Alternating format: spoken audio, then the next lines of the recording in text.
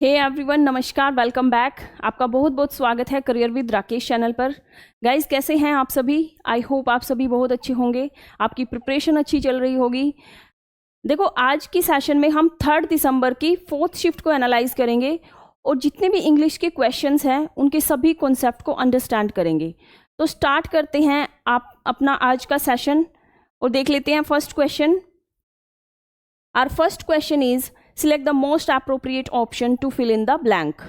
Fill up का question है भाई, ठीक है। क्वेश्चन है the anchor gave us a dash welcome, a pleasant smile and a bouquet on reaching the hotel. ठीक है, ऑप्शंस दिए हैं वार्म, वर्थ, विनिंग, वंडरफुल। कि एंकर ने हमें कैसा वेलकम दिया? Welcome, warm welcome, worth welcome, winning, wonderful. देखिए, वार्म का मीन्स हो गया, वार्म वेलकम होता है हर्टी वेलकम।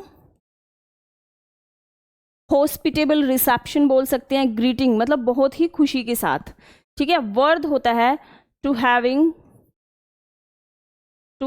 अ पर्टिकुलर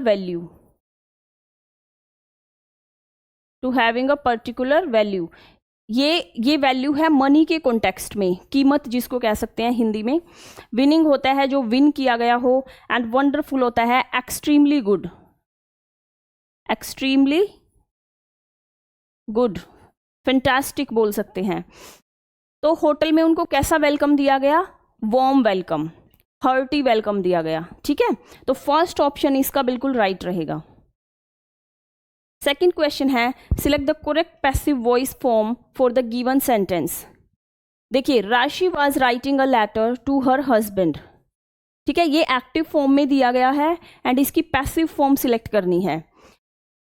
तो देख लेते हैं, वॉज राइटिंग किस में चेंज हो जाता है? वॉज वर चेंज हो जाते हैं। वॉज वर प्लस वर्ब की फर्स्ट फॉर्म प्लस आईएनजी है, तो ये चेंज हो जाता है वॉज या वर, कोई भी है अगर इनमें से।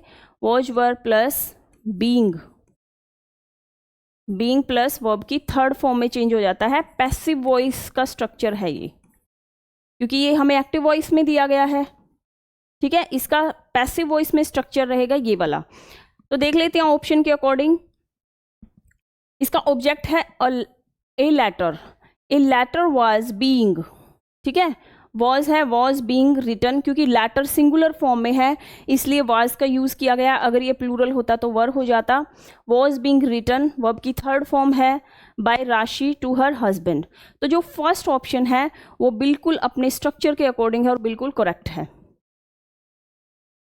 थर्ड क्वेश्चन है select the option that can be used as a one word substitute for the given group of words. देखिए, द स्टडी ऑफ लैंग्वेजेस, इसका वन वर्ड सब्सटीट्यूट करना है, ठीक है। फिलोलॉजी, इसका राइट ऑप्शन फिलोलॉजी रहेगा। Study of language, भाषा की जो स्टडी है उसको बोला जाता है फिलोलॉजी, ठीक है। एंथ्रोपोलॉजी मीन्स होता है study of human being, their origin, their belief, custom, उन सब से रिलेटेड जो होता है, उनकी डेवलपमेंट से रिलेटेड, उसको बोलते हैं एंथ्रोपोलॉजी।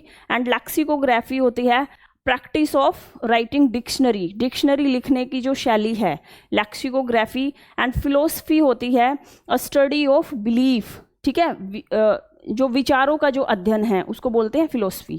तो इसका first option study of languages होता है फिलोलॉजी, फर्स्ट ऑप्शन राइट होगा, ठीक है। फोर्थ क्वेश्चन है select the most appropriate antonym of the given word exemplary होता है वेरी गुड, ठीक है, जिसको हम किसी एग्जाम्पल के तौर पे उसको प्रेजेंट कर सकते हैं, ठीक है, रिप्रेजेंट कर सकते हैं, दैट्स कॉल्ड एग्जाम्पलरी। तो इसका एंटोनिम हो जाएगा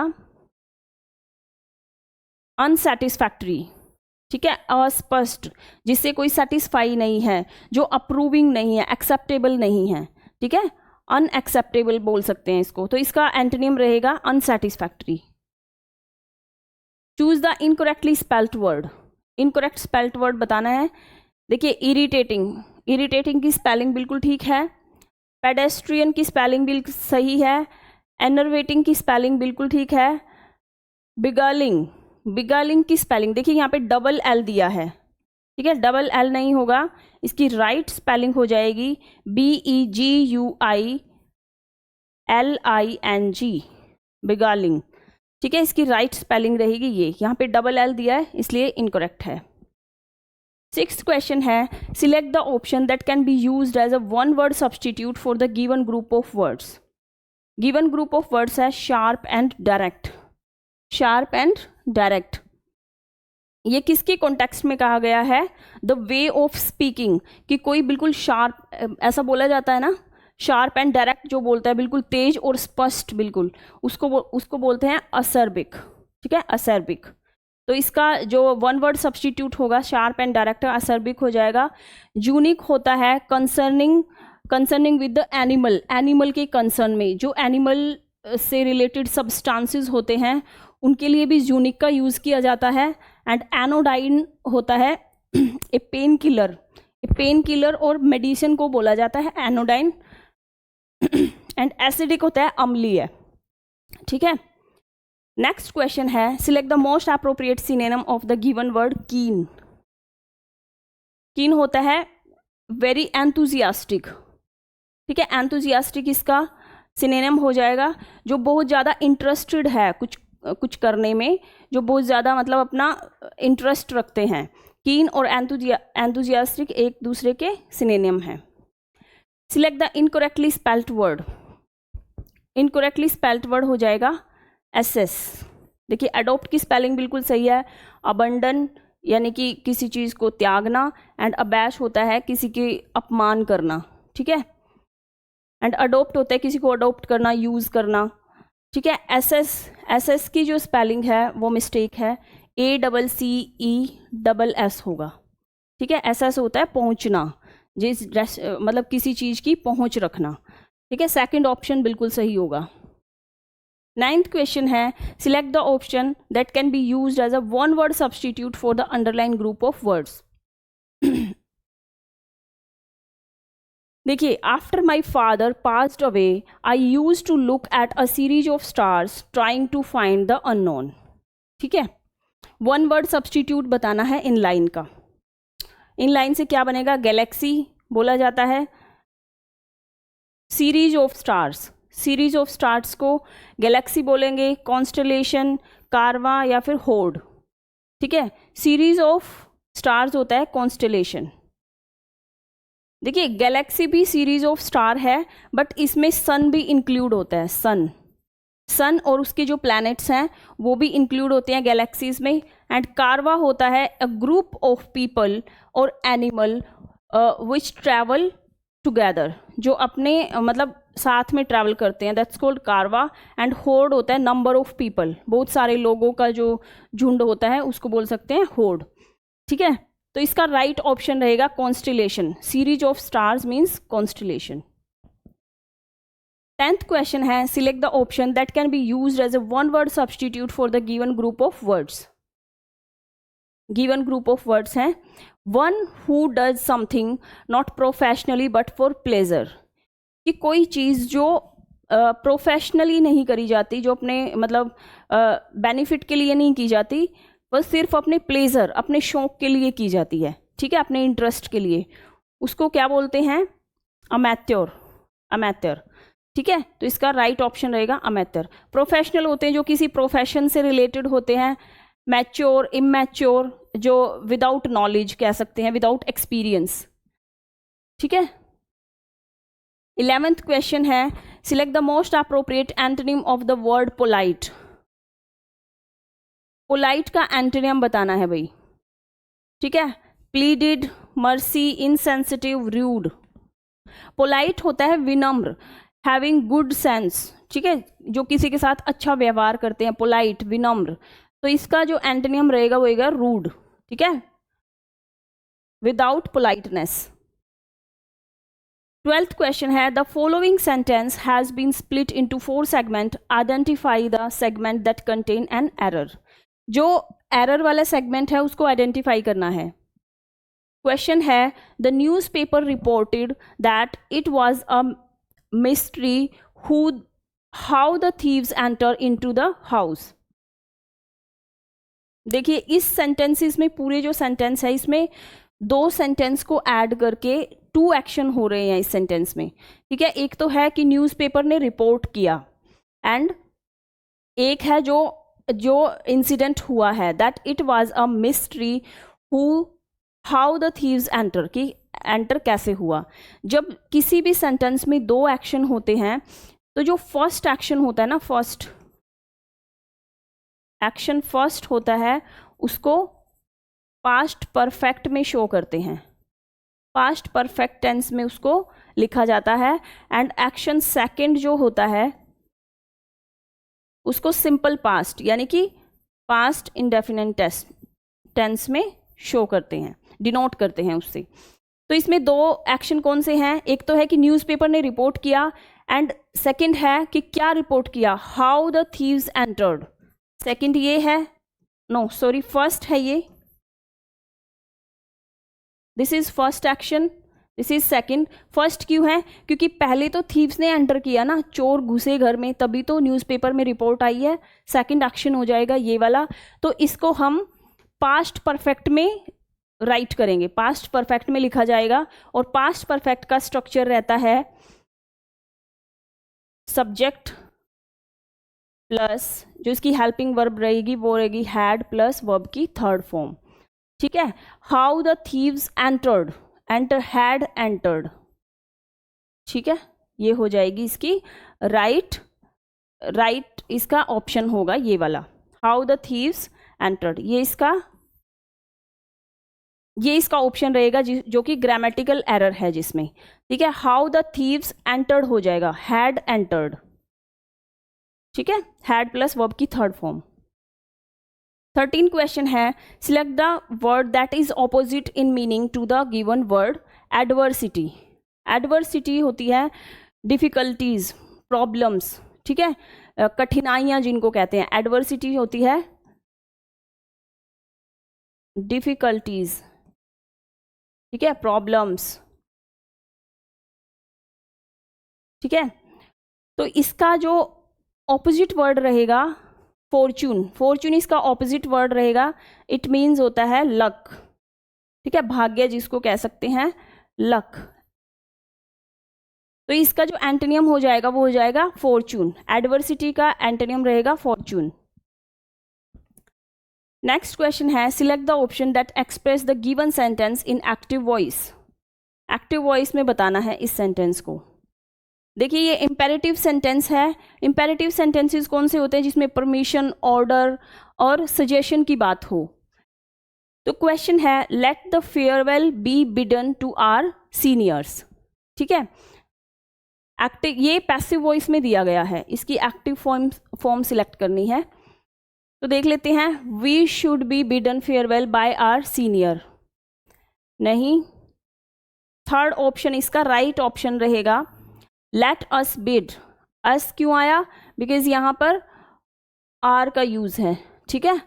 लेट अस बिड वर्ब की फर्स्ट फॉर्म आ जाएगी, ठीक है, फेयरवेल टू आवर सीनियर। तो इसकी फर्स्ट फॉर्म बिल्कुल, थर्ड ऑप्शन बिल्कुल राइट रहेगा। Rearrange the part of the sentences in correct order. देखिए ये PQRS की फॉर्म में सेंटेंस दिए हैं, मीनिंगफुल पैराग्राफ में कन्वर्ट करना है। The nano structure on the, तो फर्स्ट ऑप्शन से देखते हैं, ऑन द विद एडिड, तो ये नहीं, फिक्स नहीं है, मतलब इसके साथ ये सेट नहीं बैठ रहा, ठीक है। विद एडिड दोनों ही प्रेपोजिशन हो जाएगी। प्रेपोजिशन के बाद हमेशा क्या आता है, एक ऑब्जेक्ट आता है, ठीक है। ऑन द सरफेस ही होगा, बिकॉज ये ऑन द सरफेस ये मीनिंगफुल भी है, और ऑन एक प्रेपोजिशन है जिसके बाद हमेशा ऑब्जेक्ट का यूज होता है, ठीक है। इनमें और जो नेक्स्ट आर और ऐसा, इसमें भी कोई ऑब्जेक्ट नहीं है। तो ये हो जाएगा, the nano structure on the surface made of निकल सेलेनाइड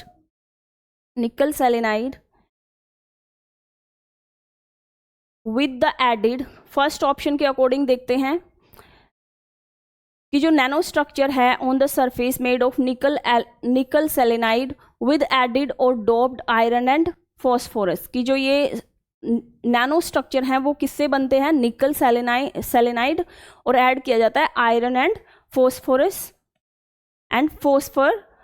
आर से देख लेते हैं, phosphor offer the high performance and stability, जिससे ये हाई परफॉर्मेंस स्टेबिलिटी रखते हैं, that are needed for industrial scale electrolysis. जो इंडस्ट्रियल स्केल इलेक्ट्रोलिसिस, जो भी केमिकल चेंजेस होते हैं, केमिकल रिएक्शंस होती हैं, उनके लिए ये बहुत ज़्यादा नीडेड है, ज़रूरी है।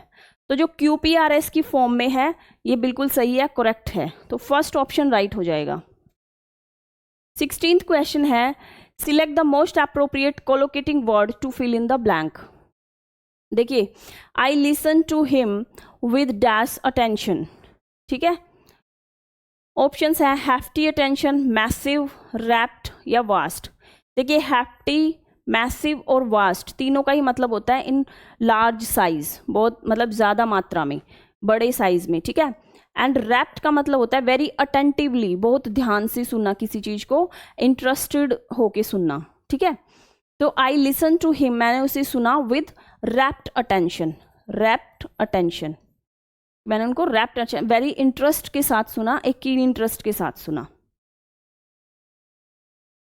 17th क्वेश्चन है, parts of the following sentence have been given as option, select the option that contain a grammatical error।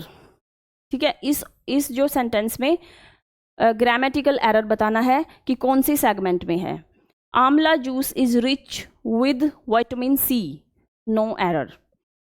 देखिए, इज रिच विद नहीं होता, इज रिच इन। क्या, जब कोई चीज अबंडेंटली किसी चीज में प्रेजेंट होती है तो उसको रिच इन से डिनोट करते हैं, रिच विद नहीं, ठीक है। विद के प्लेस पर इन का यूज होगा। तो जो सेकंड ऑप्शन है इज रिच, जो फोर्थ ऑप्शन है वो राइट रहेगा, क्योंकि यहाँ पर विद नहीं, इन का प्रेपोजिशन इन का यूज होगा, ठीक है, कि वो अबंडेंट, प्रचुर मात्रा में उसमें विटामिन सी पाया जाता है आंवला जूस में। 18th क्वेश्चन है, select the correct indirect form of the given sentences. Correct form बतानी है।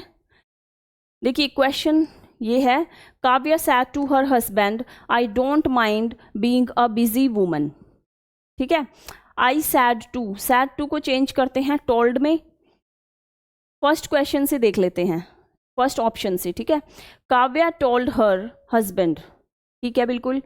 इन्वर्टेड कॉमास को रिमूव करेंगे, कंजंक्शन दैट आएगा, ठीक है।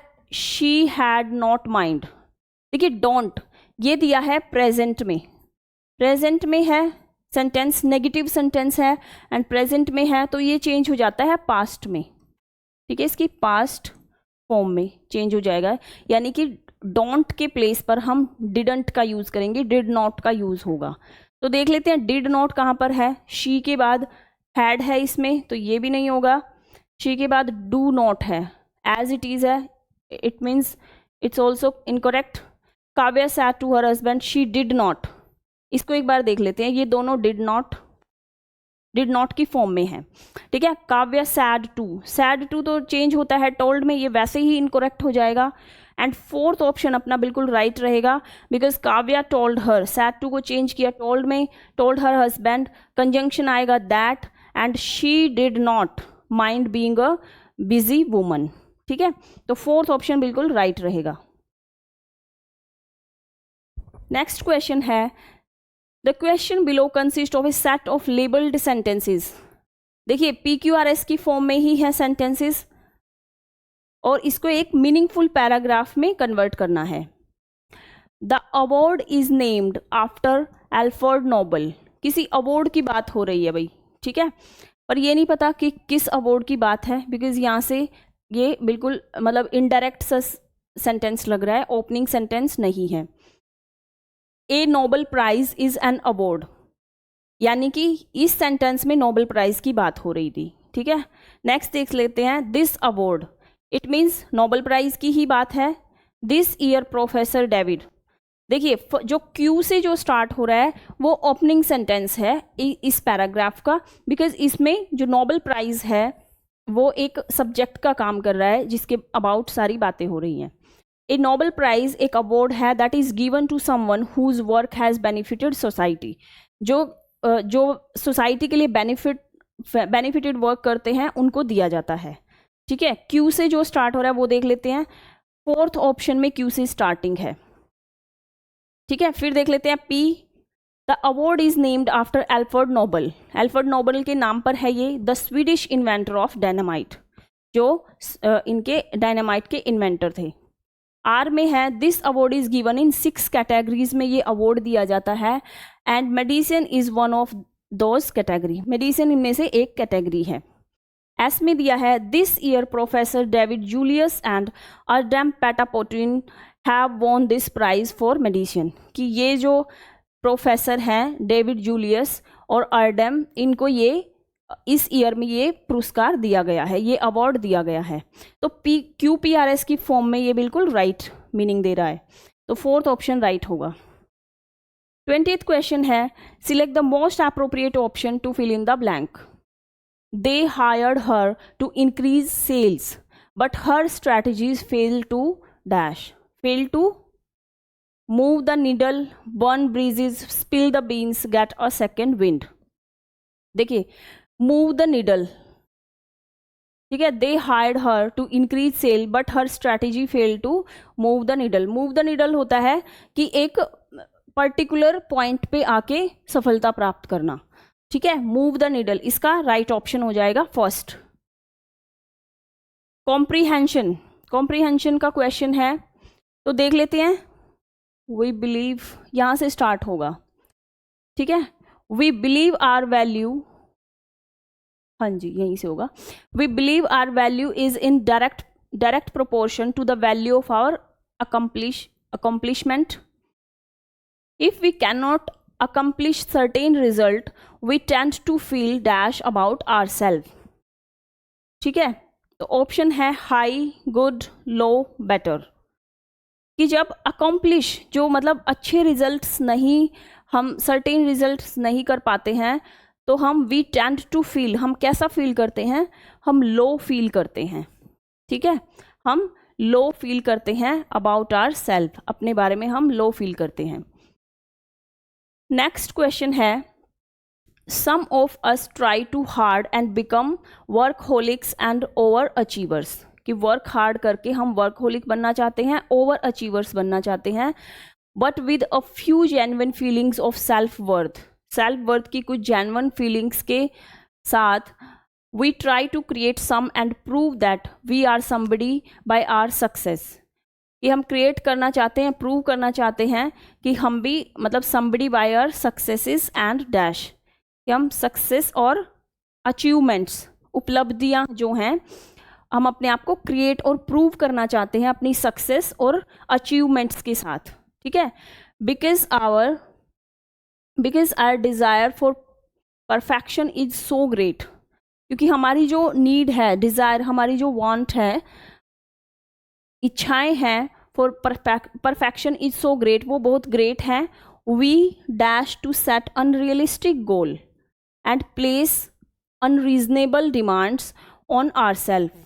तो हमारा झुकाव रहता है, वी टेंड टू मीन्स होता है, हमारी प्रवृत्ति होती है, झुकाव रहता है कि हम अनरियलिस्टिक गोल्स को चूज कर लेते हैं, सेट कर लेते हैं और अनरीजनेबल डिमांड्स अपने ऊपर थोप लेते हैं। ठीक है, फेलिंग रादर देन इनकरेजिंग, और जब हम failing rather than encouraging us to have realistic aspiration only leads to a mere punishment round of self blame and resolve to drive ourselves harder next time। जब हम उन चीज़ों में fail हो जाते हैं, देखो इसमें पूरा यही कहा गया है कि हम अनरियलिस्टिक ड्रीम्स देख लेते हैं, उतनी मेहनत हमसे हो नहीं पाती है, तो फिर हम अपने आप को ब्लेम करते हैं, सेल्फ ब्लेम, और resolve to drive our self harder, तो अपने आप को ज़्यादा हार्ड उसमें डाल लेते हैं स्थिति में। We do not finally achieve our goal, और फाइनली वो गोल हमसे अचीव नहीं हो पाता, कर नहीं पाते। वी आर डैश, हम क्या हो जाते हैं, we are dash despite everything we have done, तो हम एवरीथिंग से क्या होता है, डिसअपॉइंटेड होते हैं। Disappointed, flattered, protected, glad. Glad means खुशी, प्रोटेक्ट होता है बचाव, फ्लैटर्ड होता है किसी की तरफ आकर्षित होना, तो ये तो मीनिंगलेस है। डिसअपॉइंटेड का मतलब होता है हम सैड हो जाते हैं, नाराज, मतलब हमारा मूड ऑफ रहता है। हम we are disappointed despite everything we have done, मतलब उसके बजाय कि हमने जो कुछ किया भी है ना, उसके भी अलावा हम उसको करके भी हम डिसअपॉइंटेड रहते हैं। We still feel dash inside, और हम अंदर ही अंदर क्या फील करते हैं, एम्प्टी, यानी कि हम खालीपन महसूस करते हैं। कुछ अच्छी चीज़ें भी देखो कर पाते हैं, लेकिन उसके अलावा भी जो नहीं कर पाते उनके लिए हम डिसअपॉइंटेड रहते हैं और एक एम्प्टी फीलिंग हमारे अंदर आ जाती है। तो इस पूरे कॉम्प्रिहेंशन में यही दिया गया है, और आई होप आप सबको समझ भी आया होगा जैसे मैंने समझाया है। और आज का सेशन यहीं पर ख़त्म करते हैं, समाप्त करते हैं। मिलते हैं नेक्स्ट सेशन में, तब तक के लिए धन्यवाद। Thank you so much.